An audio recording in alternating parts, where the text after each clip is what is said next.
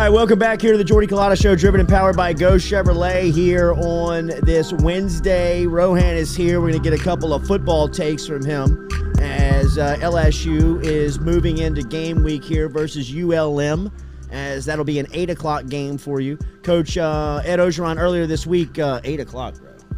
Coach Ed Ogeron earlier this week said that Max Johnson going back to the starting role. You agree with that? No. Really? No, I don't agree.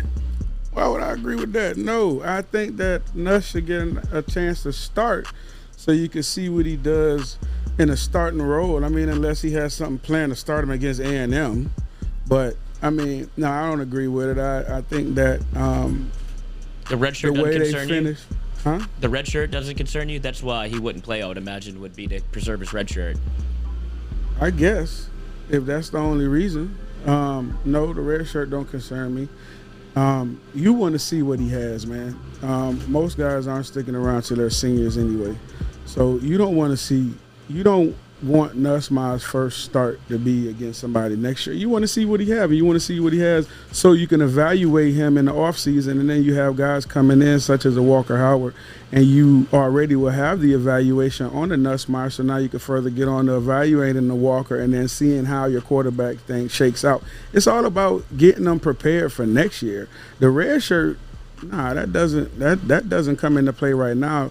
Not when you're trying to build. It's different if you had a quarterback there that was planted and was going to be around for a couple more years. Then you would redshirt the kid and save for a year. But he's going to be a guy, hopefully, that competes for the job next year and could possibly win the job and start at LSU for 3 years. So, I mean, it's not a drop-off if you find out what the hell he can do in these last 2 games. Brian Fletcher Painting brings you the Rohan segment every time he's here. Brian Fletcher Painting, of course, is on Facebook and all of the historic sites and working directly with architects.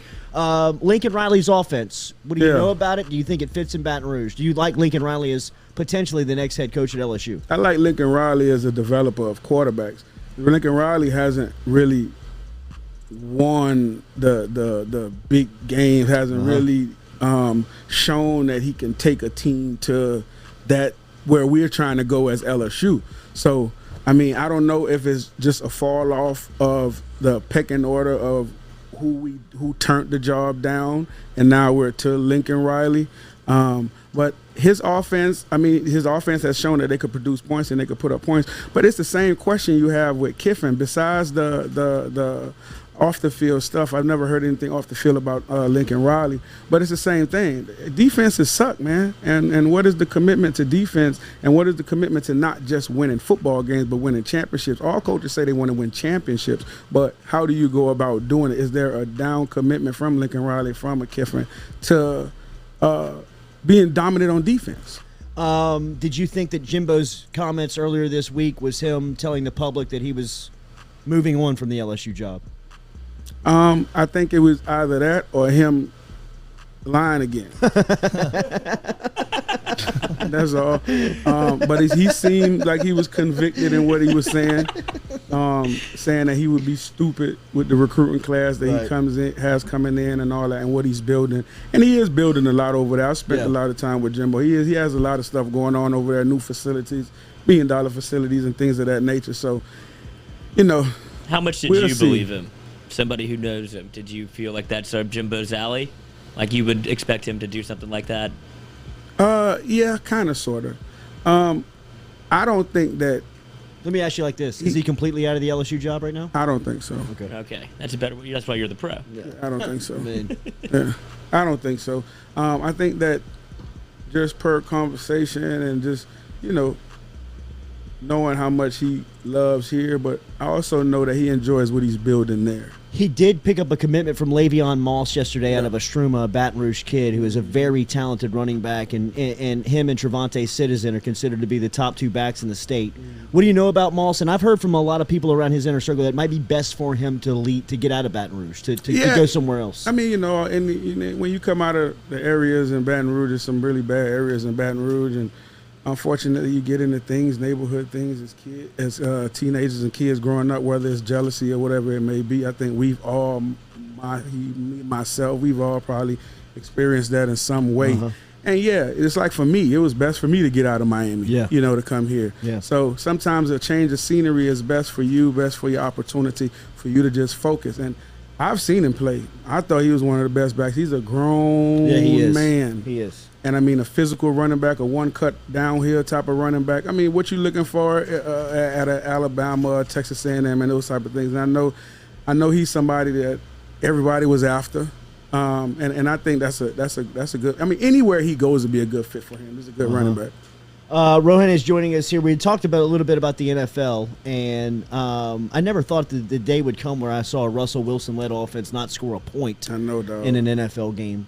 And it looks as if Baker Mayfield is regressing while players like Mac Jones are seriously progressing. Yeah. New England seems to be a true player right now. If I'm looking at them in the AFC, I'm a nervous wreck. Man.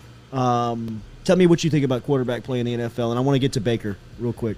I think the quarterback play from the top guys have been good. I think it's been excellent when you're thinking about Aaron and you think about Tom and those guys. They playing well. I think that is the young guys is a lot. It's so much potential. It's so much young guys that's coming along. You got the kid out in San Diego. He's coming along. He's been playing well. What you got to look for, Justin Herbert. What you got to look for with the young guys is once you get to that point in the season where it's now you're past the 4-game mark, now you're past the 8-game mark. When you hit like the 9-10 game mark, that's when your focus has to be different. That's when the real vets start turning up the intensity. And if you're not used to it as a quarterback, you fall off. You know what I mean? You fall off because now the disguises are really disguised. Guys aren't playing around anymore. And if you're not into your books and into catching the little keys, it'll screw you up. I think Mac Jones, man, when you think about him, I never thought Mac Jones was a first-round draft pick.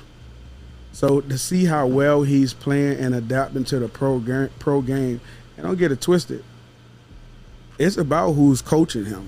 It's about Josh McDaniels. It's about Bill. It's about him being in those film sessions with Bill on Tuesdays, and it's with them also knowing his intelligence.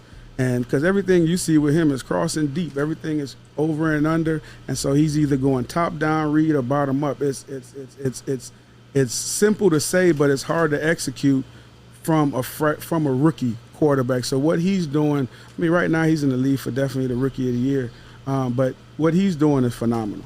Russ, on the other hand. Russ, I don't know if his fingers still bother. You know, he came back too early? I think he may have, man. I think he may have came back too early. What's interesting about that is Russ, his finger, the injury he had on his finger, I had that same injury when I got out of when I finished playing. I was in arena ball. And the same tape job he had on his finger is the same tape job I had on my finger for like 6 weeks that he played with the other night. It's very hard to feel the ball. It's hard. It's hard to grip it, and when your trajectory on it, it's just the feel of it. You can't feel. So when I saw a lot of his balls high, he just had no grip, no feel for it, no feel of the ball, and I don't know what the temperature was, but that comes into play. You know what I mean? So it was a tough night for him, man. Could Baker Mayfield be made a championship-level quarterback with a coach like Sean Payton, in your opinion, or is he too far gone as a quarterback where he's just a middle-tier player? I think that right now Baker is a middle-tier player, but man, it's the swagger has to be tamed. You know what I mean? Yeah. Like, for me, the swagger had to be. I don't know if for Sean Payton. Got sweatbands on as an offensive lineman. That's what I'm saying. Yeah, right. Just go out there and play, bro. Just play. Yeah. All that's got to be tamed, and he has to understand. Like, you know, to play quarterback, the one thing you have to do to play quarterback, you have to move the sticks. Like, that's picking up first downs. Everybody like the highlight plays and the big plays. But the big plays is the wow factors. You're only trying to hit 2, 3, 4 explosive plays a game. You know what I mean? It's the routine plays, and you know this, the routine plays is what, as a quarterback, you got to make the 10-yard out. You got to hit the 10-yard digs and stuff like that.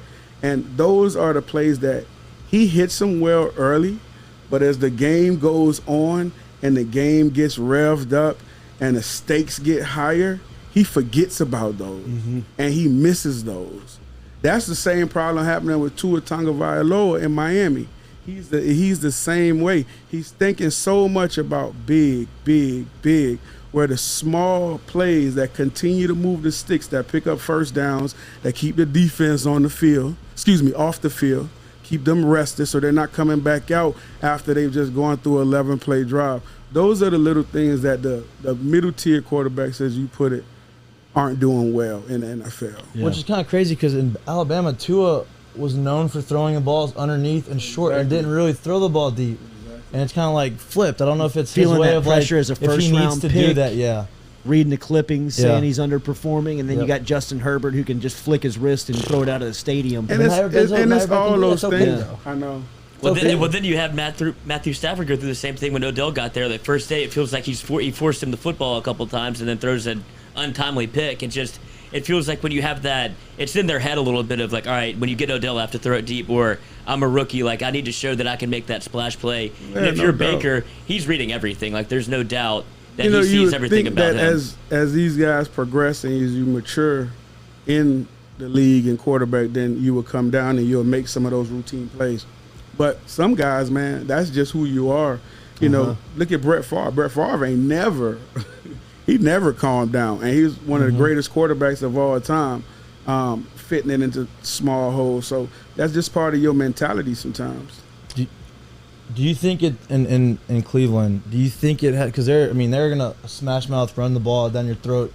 Do you think that the scheme, obviously, anytime you have a good running game, it helps. Yeah. But do you think like the scheme in the passing game is to blame, or do you think a mix of both, or do you think that it's mostly all Baker? Well, you know, you can't say like the scheme in the passing game because they've been successful doing it and throwing it. He's been successful. It was a time when everybody thought that they was going to be Super Bowl contenders. Right. You know, so for me, it has to be something to do with the continuity.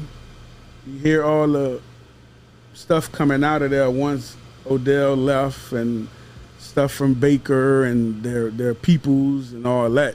So that, that ain't just surface. Right. That ain't just start. Right. You know what I mean? Just like this stuff going on with us here, it ain't just surface. So that has a lot to do with, man, your relationship with who's supposed to be. And both of those guys have enagment personalities.